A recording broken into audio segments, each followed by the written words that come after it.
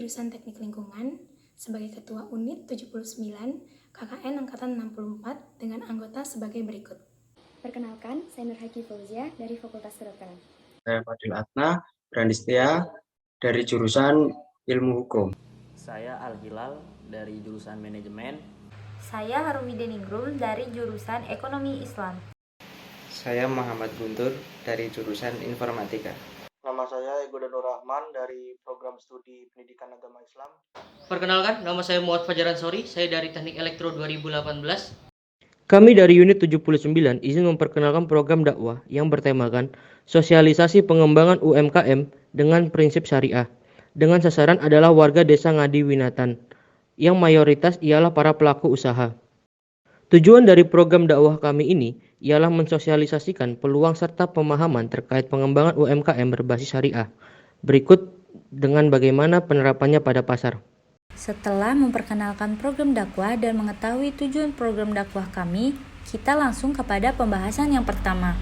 Mengapa perlu adanya pengembangan UMKM dengan prinsip syariah?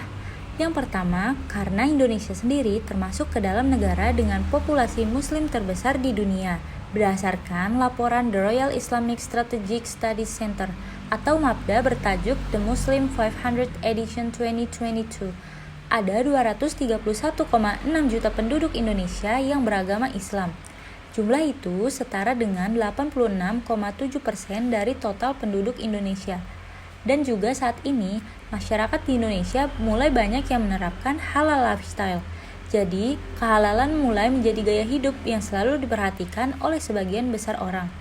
Dengan begitu, mengembangkan UMKM dengan prinsip syariah tentunya akan membuka peluang yang sangat besar untuk UMKM di Desa Ngadiwinatan itu sendiri. Terlebih lagi, lokasi dari Desa Ngadiwinatan ini sangat strategis, yaitu dekat dengan titik 0 km Yogyakarta dan Pasar Beringharjo, yang merupakan tempat yang biasanya banyak dikunjungi oleh para wisatawan lokal maupun wisatawan mancanegara. Selanjutnya adalah Apa pentingnya menjalankan usaha dengan prinsip syariah? Menjalankan prinsip syariah dalam transaksi ekonomi merupakan suatu kewajiban bagi seseorang muslim, karena sudah menjadi suatu keharusan yang mutlak untuk dilaksanakan dan tidak bisa ditentang. Jika menentang atau melalaikan perintah dari Allah Subhanahu wa taala, tentu rugi ialah manusia, bukan Allah atau yang lainnya. Sebagaimana yang tertera pada surat Al-Baqarah ayat 195. Dan belanjakanlah harta bendamu di jalan Allah, dan janganlah kamu menjatuhkan dirimu sendiri ke dalam kebinasaan, dan berbuat baiklah, karena sesungguhnya Allah menyukai orang-orang yang berbuat baik. Untuk itu, dalam melaksanakan keseharian manusia, masalah ekonomi dan Islam tidak bisa dipisahkan. Banyak orang yang sering berpikir bahwa Islam atau ekonomi tidak berkaitan satu sama yang lain. Tentu saja hal ini keliru, karena dalam Islam adalah agama rahmatan lil alamin yang mengatur seluruh aktivitas dan kehidupan manusia. Dari aturan tersebut diharapkan manusia dapat melaksanakan sebaik-baiknya, juga merasakan dampak apabila benar-benar taat kepada hukum Allah. Dan yang terakhir adalah Bagaimana penerapan usaha berbasis syariah? Untuk penerapan transaksi secara syariah, ada beberapa hal yang harus diperhatikan. Di antaranya adalah yang pertama, terdapat suatu akad atau perjanjian. Seperti yang disebutkan dalam Quran Surat Al-Maidah ayat 1 yang artinya, hai orang-orang yang beriman, penuhilah akad-akad itu, dihalalkan bagimu binatang ternak, kecuali yang dibacakan kepadamu. Yang demikian itu dengan tidak menghalalkan berburu ketika kamu sedang mengerjakan haji. Sesungguhnya Allah menetapkan hukum-hukum menurut yang dikehendakinya. Baik, di dalam ayat tersebut dijelaskan bahwa manusia harus memenuhi akad. Hal ini juga berlaku dalam hal ekonomi. Akad atau perjanjian juga harus dilaksanakan sebelum adanya transaksi. Untuk itu, dalam proses transaksi pasti akan selalu ada kesepakatan, mulai dari penentuan harga, kualitas barang, syarat-syarat penjualan dan pembelian barang, dan sebagainya. Akad ini dilakukan bukan saja hanya karena untuk formalitas, melainkan menjamin hak-hak dari setiap orang agar transaksi ekonomi tidak ada yang dirugikan sama sekali. Akad ini juga berfungsi agar satu sama lain bisa menjalankan dengan keterbukaan dan transparansi, sehingga di lain waktu tidak ada yang merasa dibohongi atau dirugikan. Yang kedua, yaitu berniaga dengan jalan suka sama suka. Dalam sebuah transaksi, termasuk pada transaksi ekonomi, maka pelaksanaannya harus dilakukan karena suka sama suka. Dalam transaksi tersebut tidak boleh ada paksaan ataupun hati yang tidak ikhlas ketika melakukannya. Hal ini didasarkan kepada ayat berikut.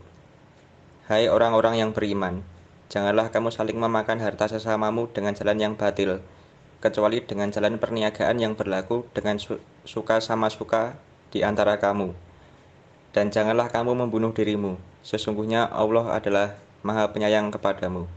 Surah An-Nisa ayat 29. Untuk itu, menjalankan transaksi menurut Islam harus dilakukan dengan suka sama suka. Tidak ada yang terzalimi, paksaan apalagi ancaman dalam melakukannya.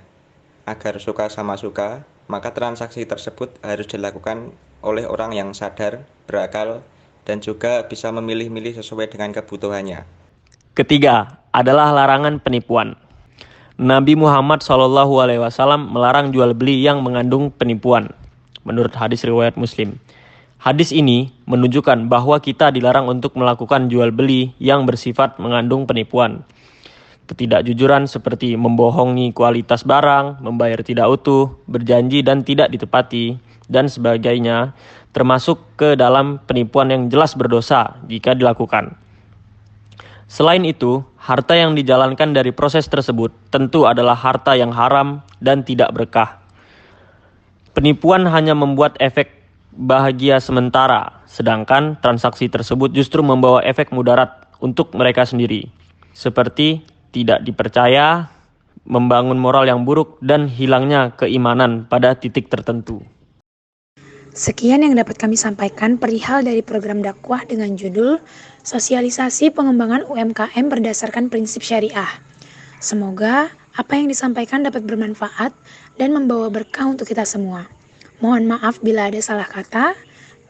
Wassalamualaikum warahmatullahi wabarakatuh.